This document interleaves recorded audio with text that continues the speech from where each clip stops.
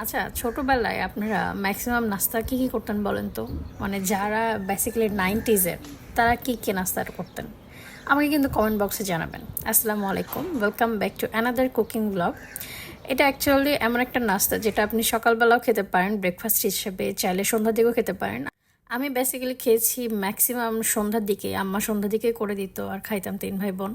আর সবচাইতে মজার বিষয়, এটা রান্নার করাটা মানে এটা বানানোটা খুবই ইজি। সেটা আমি বড় হয়ে যখন নিজে বানিয়েছি তখনই ভেবেছি যে মানে তখনই রিয়েলাইজ করতে পারছি এটা আসলে অনেক সব থেকে শর্টকাট খাবার যেটা আম্মা খাওয়াইতো।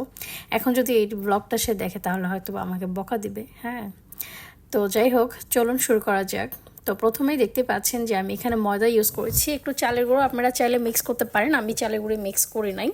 ময়দা হাতের কাছে ছিল, ময়দাটা দিয়েছি। আর এখানে একটু পেঁয়াজ কুচি, মরিচ কুচি, তারপর হচ্ছে একটু হলুদ আর লবণ। এই হচ্ছে মেইন থিম। এখানে আমি যেটা করলাম সব কিছু মিক্সিং করে একটু পানি দিয়ে নাড়াচাড়া করলাম। আর এখানে সাথে আমি একটি ডিম ইউজ করব, কারণ সকালবেলা ডিমটা আমার মনে হয় মানে আমার শরীরে ভিটামিন হয়ে গেছে ডিম। আমার সকালে ডিম খাইতেই হবে, সেটা মিক্সিং হোক আর খালি হোক, ডিম আমাকে খাইতেই হবে। সো এই যে একটা ডিম আমি মিক্স করে নিলাম। ডিমটা মিক্স করার পরে কিছুই না, খুবই ইজি প্রসিডিউর। আপনি জাস্ট প্যানের মধ্যে হালকা একটু তেল ব্রাশ করে নেবেন, এরপর এটা ভাজা শুরু করবেন। এই হচ্ছে খুবই শর্টকাট ওয়ে একটা রেসিপি, যেটা আমি একদমই অল্প সময় বলে দিলাম।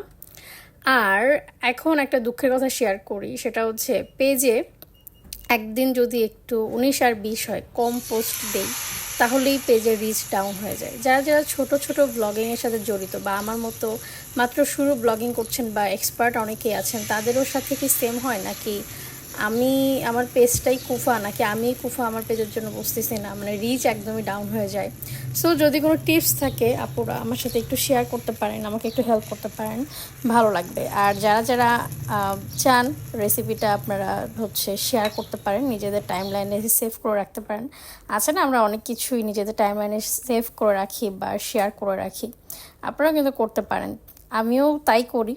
তাতে কি হয়, সবাই সবার হেল্প করলাম, একসাথে সবার পেজ গ্রো করলো। আসলে ফেসবুক তো এরকম করে নিয়ম করেনি যে আপনার থেকে অন্যটা বেশি হওয়া যাবে না তাহলে আমি টাকা দিব না বা তাকে আমি রিচ দিব না, বিষয়টা তো এরকম না।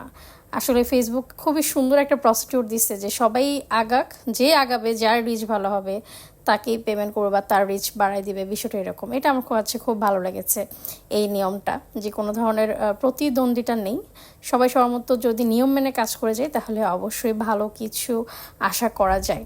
তো এই যে আমার রেসিপি তৈরি হয়ে গেল, একদমই শেষ। সুন্দর করে আমি সাজায় গুছায় নিয়ে খাইতে পছন্দ করি, আমার ভালো লাগে এটা আগে থেকেই। শুধুমাত্র যে ভিডিও করাটা জন্য আমি এটা করতেছি বিষয়টা এরকম না, আমি আগে থেকে এইভাবেই খাই। So here is it, bye, আল্লাহ হাফেজ।